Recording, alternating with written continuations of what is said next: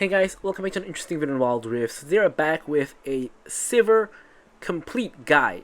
So this one has taken some time to come out with because I've been playing a lot of Sivir. I don't want to just play 1 or 2 matches and make a complete guide on her because I wouldn't understand her as a champion. So I had to get in the games of Sivir, get in a ton of games. I'm actually not quite sure how many games I got in, but I've been spamming her every time she's not picked or banned because that's the way I learn champions. I personally believe you have to spam games on them, even in tough lane matchups or tough team comp matchups. To learn the champion, you have to play against all of those. So I do think I learned Sivir to quite a good amount already, which is why I'm finally making the complete guide to cover her. But of course, yesterday I just dropped the basic guide for Sivir, so if you guys have not checked it out yet, be sure to check it out for her skills, leveling order, tips and tricks, as well as some combos, and I will put them up in the cards above right now. So without further ado, let's jump into talking about Sivir's build.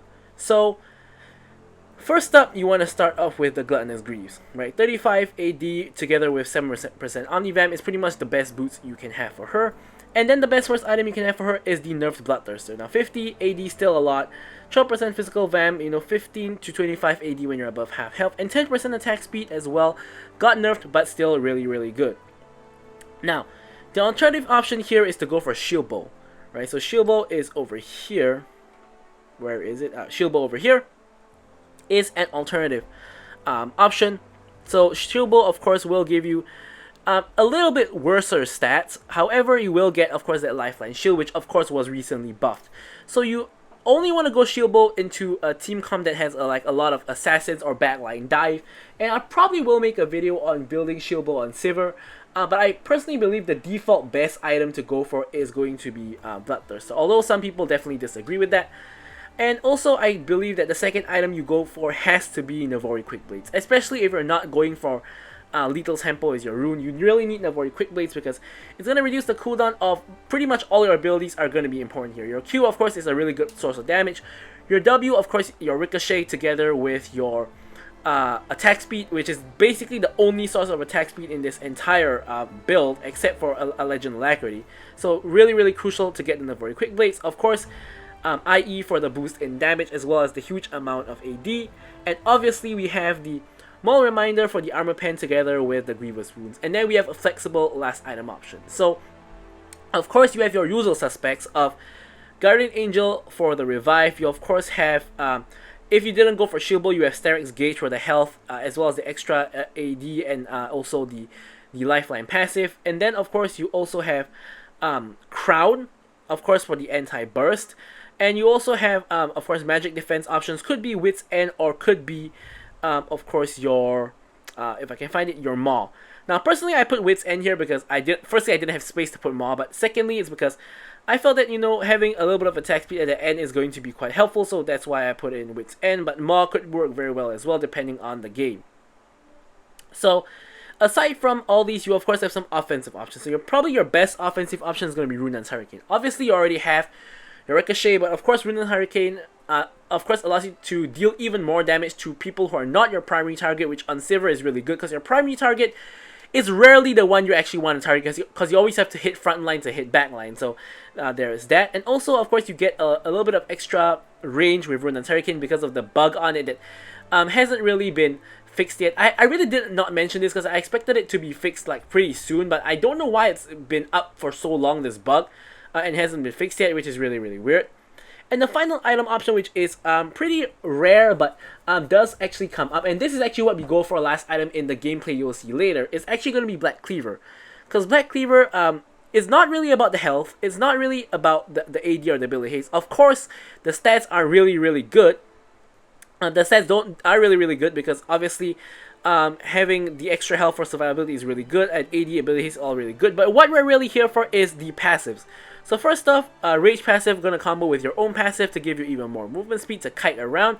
But what we're really after is the Sunder passive. So Sunder passive, each attack reduces the armor of the enemy champion by 4%, and it stacks all the way up to 6 times for a 24% reduction. Now, why is this good on Sivir? Well, basically because remember her ricochets, it's gonna bounce all over the place. So it's really easy to stack this on the enemy champion, assuming they're standing with their team. If you try to stack this on the enemy champion, you're gonna stack it in like maybe 3 to 4 auto attacks. Like if you like ricochet attack them like 3 times, it's gonna fully stack. It's gonna bounce to each person like twice. So this is really easy to fully stack, and it's really good against a team that is tanky. So now onto the runes. So now for the runes, I've tried Kraken Slayer, I've tried Lethal Tempo, I've tried Conqueror. Personally, my least favorite option is actually going to be Conqueror. My second favorite option is actually Lethal Tempo. I've actually been taking Lethal Tempo for the longest time because I've always felt that, you know, there's no attack speed in the build. Lethal Tempo is going to be very good, and I still think that Lethal Tempo is really good. However, the thing about Lethal Tempo is, I noticed with Sivir, you can only get up a couple of attacks. You rarely have fights where you can really stack up the Lethal Tempo to full. Most of the time, most traits are really short because of your range. You generally have to attack just a little bit and then you run away. It's quite rare that you have a front to back because your team has to really frontline for you, and that's why I found Lethal Tempo a bit less effective. So I actually found the best rune is the buffed Kraken Slayer. I was really surprised that this was the best rune for Sivir. I could not really believe it until I tested it for myself, and I found that it is actually the best rune for Sivir. As I said, really surprising. But yeah, we do have Kraken Slayer as our best rune. So what this gives you is obviously it's gonna scale off of your bonus AD. And look at this build. We have 35 AD, 50 AD, 45 AD, 55 AD, 30 AD, and like just there's so much AD.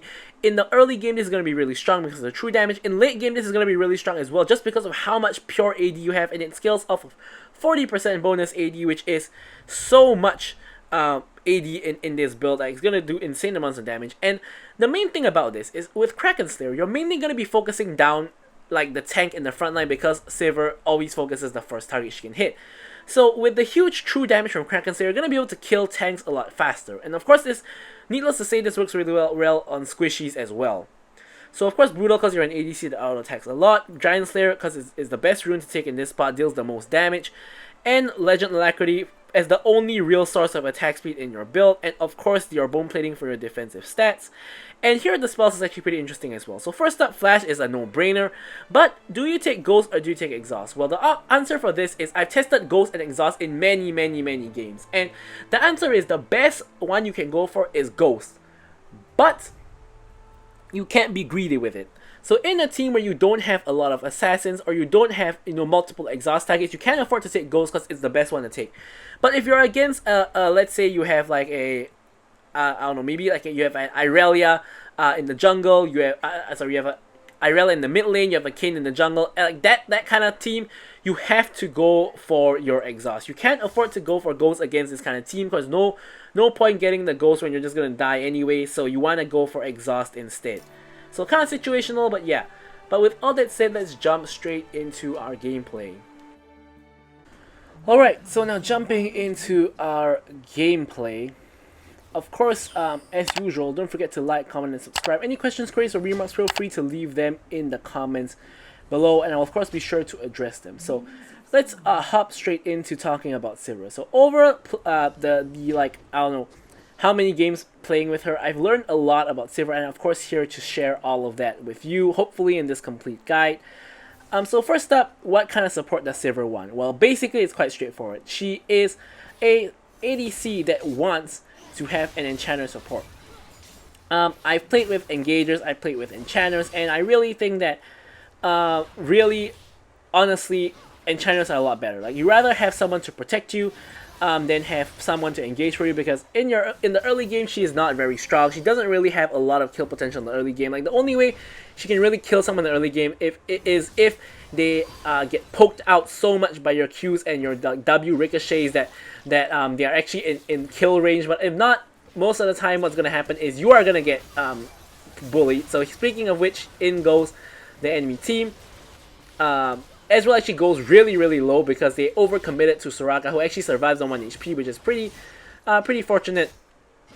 And yeah, so really you rather have an enchanter to just buff you up rather than having, you know, a engager. So what is Sivir's laning phase like? Well, simply said, it's really bad. Most of your laning phase matchups are pretty horrible. So here I'm trying to commit onto the Lux, but somehow she actually survives on 1 HP, and Ezreal on track to getting the kill onto the Soraka as well, but doesn't really get it. Finds himself in no man's land and gets killed off by Kha'Zix, and the fight is pretty much continuing on here with Kha'Zix trying to go for Hecarim for some reason, and it's getting to be a really close fight, but I'm just running straight up the lane now, seeing if I can help out. Kha'Zix actually ends up dying. I tried to do the Q flash there, but I flashed a little bit too late, so obviously timing is a thing there as well. But either way, I had to spend my flash, whether I had to flash auto, I had to flash Q, so in the end it's the same result, which is that I kill the Hecarim.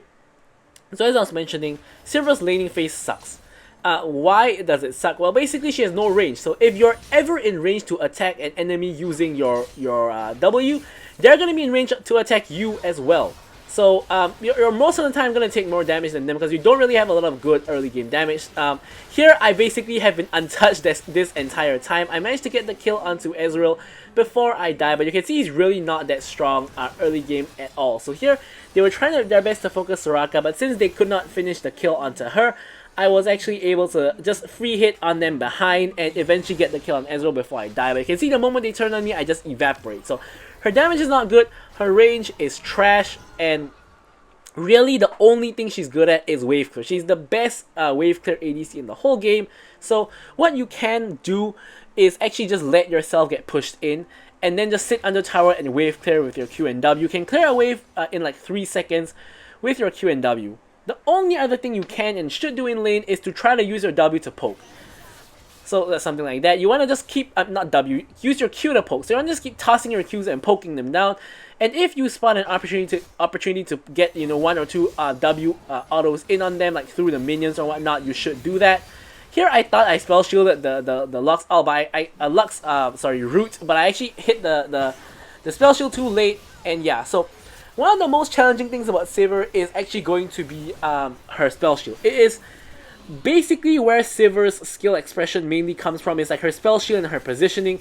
So you really want to be able to spell shield properly, and you only really learn that as you kind of get more familiar with the champion. I will of course be showing you a couple of good spell shields I do in this match. I have gotten a lot better at spell shielding on Sivir compared to the start. At the start, I was either spell shielding too early and just getting hit by the skill when the spell shield runs out, or I was spell shielding too late, like what you saw just now, and I end up getting hit by the spell anyway, and the spell shield becomes kind of useless, especially if you got hit by a stun instead of a root. So definitely Sivir is a relatively simple champion to play. But I think she is still not that easy to learn. Like the spell shield itself is already quite a big area of skill expression. Using her ult is another one. And another thing I kind of hate about Sivir, which is both a good and bad thing, is that because of the way your kit works, that you are using your ricochets as your main damage, you're generally going to damage the whole enemy team together at relatively the same rate. So assuming the entire enemy team is at full health, and you're attacking with ricochets, their health is all going to go down at roughly the same amount. So you're generally always going to be in a situation where it looks like you can get a pentakill, and it's also kind of a situation where the whole enemy team is all alive together. So they're either all dead or all alive together. So it's normally like, it's really easy to get like triple kills and quadra kills with Sivir. In fact, in like just one day of playing Sivir, I've gone like at least 4 quadra kills, no penta, but I've gone like 4 quadra kills on Sivir like in one day, because it's really likely to get multi kills when the entire enemy team's health is all like reducing at the relatively same rate. Of course, some are tanky and some are squishy, but you get the general idea of what I am trying to say here. But that's like both good and bad, because the good part is that, you know, you're getting everyone low together, but the bad part is you're getting everyone low together. Like normally in a team fight you want to focus down one person, get that person dead, and then focus another person, but with Sivir you can't really do that. I mean, you can, but the one person you're going to be focusing mainly on is the front line, because you can't just attack the back line just like that, because you have no range. So it's kind of like, that's the main thing that I really hate about Sivir the most, the fact that you have to focus the front line and you have to like kind of rely on your ricochets to damage the back line, and because of that the whole enemy team is sort of dying at the same rate, and no one is really dead before the rest of their teammates, which is kind of really bad. That's kind of the main thing I don't like about her, but that's the way the champion is designed. And yeah, there's nothing you can really do about it. It's really the way it works, literally. But anyways, here, let's focus a little bit more about the gameplay itself instead of talking a lot about Sivir in general, which of course I do have to cover, because being the first ever Sivir complete guide we're making and all. But we are able to pick up actually 2 tower plates, and now we're in a 1v1 against Ezreal. Now, Ezreal is actually not too bad of a matchup for Sivir. Of course, you have a lot of poke, but if you can avoid the poke, it's actually not so bad. Like, it's way better than playing Sivir against anyone who's actually strong in lane, or anyone who scales. So Sivir is really strange. So I mentioned she's weak in lane, right? So she really is quite strong in the mid game when you hit 2-3 items. But the funny thing is, when you hit late game, like 4 or 5 items, Sivir is not as strong as hyper carry. So basically, you'll get outscaled by Jinx, Kai'Sa, Vayne, like all the hyper carries, Tristana, blah blah blah, etc. You will get outscaled by them completely. But you are strong late game as well. Like, you're strong, but just not as strong as them. So if you're playing against someone who doesn't really scale that well, maybe something like an Ezreal here, something like maybe a not Tristana, something like maybe a Jhin, doesn't scale the best compared to other hyper carries, then you're in good shape. So here I'm trying to focus down this Lux, managed to hit her with the tip of my Q, and here Ezreal is trying to commit for Soraka, the right move considering that he was going to die anyway. Unfortunately for him, he does not get the kill on Soraka, and we are able to finish him off with the help of Kha'Zix. So the moment you hit Navori is really where you start becoming like semi-strong in like the mid game. And of course, when you get IE, it's kind of the strongest point you have, assuming you're against a hyper carry, because after that point, you're gonna kind of get outscaled by the hyper carry, which is no good. So once again, Sivir's biggest strength is wave clear. When you're playing Sivir, you should pretty much always have the most minions taken on your team. Even if you are behind, you generally should have the most amount of minions taken in like the whole game, not just your team, but like in the whole game, you should generally have like always the most minions taken, because so easy for you to wave clear and so easy for you to get minions. Of course, in certain circumstances where you're hard feeding, or there's like someone in your team that who can like one shot the minion wave before you can actually attack it. Maybe not, but in like 90% of matches, you should have the most minions in the game. So you can see, just look at how easy I cleared the minions there. Like, Gwen tried to dash forward to get minions, bam, the minions are gone in like 1 second. So I'm able to pick up Navori Quick Blades, and yeah, the moment you like touch a wave, like when you have like 2 items now, like it should evaporate in like 1 to 2 seconds max. So here, let's take stock of the situation. So we have a Yone who's feeding, he's 1 in 4. We have a Gwen who's feeding, she's 1 in 5. Kha'Zix is doing alright, he's 4-4-4. And I'm of course doing pretty well as well. I'm 6-3-4, most goal on my team. And whereas on the enemy team, Ezreal is kind of feeding, but everyone else is doing really, really well. So here, the Kha'Zix, not the Kha'Zix, the enemies try to actually get me, and I actually end up doing so much return damage to them, I decide to turn around for the chase. Now, Gwen is completely useless because she's 1 in 5, she just dies, she's not 1 in 6. And here I get caught overextending and I die. So the mistake that I made here is I was way too greedy with my flash. The Vex was really low for a very long time, like all the way from like when we were at our side of the map. I should have just flashed and autoed her instead of trying to chase her down with my ultimate. Like, I should have ulted, yes, but I should have just flashed and went for the kill instead of holding on to my flash for so long. And now I've had to spend my flash anyway, and I end up dying with it, whereas I could have just flashed forward, gotten the kill, and gone out. So yeah, that is definitely not good. Yone, I don't know what he's doing here. He is, yeah, now 1 in 5 instead of 1 in 4. You can see Garen is the most fed, probably from just killing Yone. He's like almost 10k gold. Really weird item built by him, though. He has Sterix into more reminder, so he's a little bit less tanky than normal.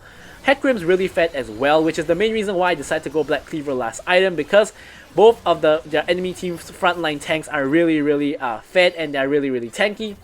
Ezreal, you can see, is not very fed, but Lux and Vex are both very fed as well. So pretty much anyone on the team that's not Ezreal is doing very, very well. And basically on my team, anyone who's not like me and Kha'Zix are not doing very well. Of course, Soraka is kind of just healing us, not really very much to do well on, but yeah, so basically, essentially what I'm trying to say is that Gwen and Yone are feeding really, really hard. Like, they're only at 6k gold. Way behind the curve. Even the least fed member of their team, which is Ezreal, is pretty much at 8k gold at this point. So they are both like 2k gold behind anyone else on the enemy team, which is why the enemy team has like an 8k gold advantage against us. Which is also one of the reasons why I chose this matchup to use for my complete guide, because it's not a stump at all. It's actually a game where we're behind, and as Sivir, I have to claw it back for my team. So I've had many games like this, and Sivir is definitely one of those champs that if you're behind, you can win the game for your team, but she cannot frontline whatsoever. So if your whole team is feeding, you need them to stand in front of you, and you need them to actually frontline for you while you do the DPS. Because Sivir does tons of damage when she's able to free hit, like pretty much every other ADC. But Sivir does so much like more damage because of all the ricochets and stuff. So you really just need your team to protect you, and if you are protected, you will do a lot of damage. So let's take a look at what happens here. So here we pop the ult, we pop the spell shield to negate Garen. Sidestep the Lux ulti, start attacking the Garen who has a huge shutdown. We get the Hecarim who also has a shutdown. Now we're focusing Garen who has the shutdown. We get the shutdown on Garen as well, and now we flash over to get the Vex. Triple kill onto the Vex. Lux has to flash away. Annoyingly interrupts my back with her E.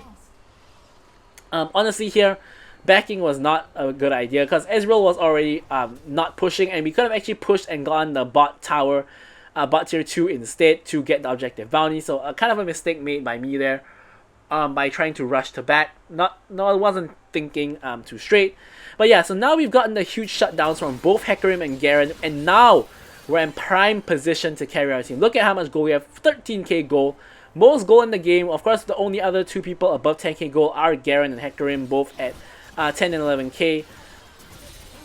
So now our job is to get as much gold as possible, stay safe, DPS, and carry our team. So here there's a wave, we're gonna get it. As I said, instant wave clear once again.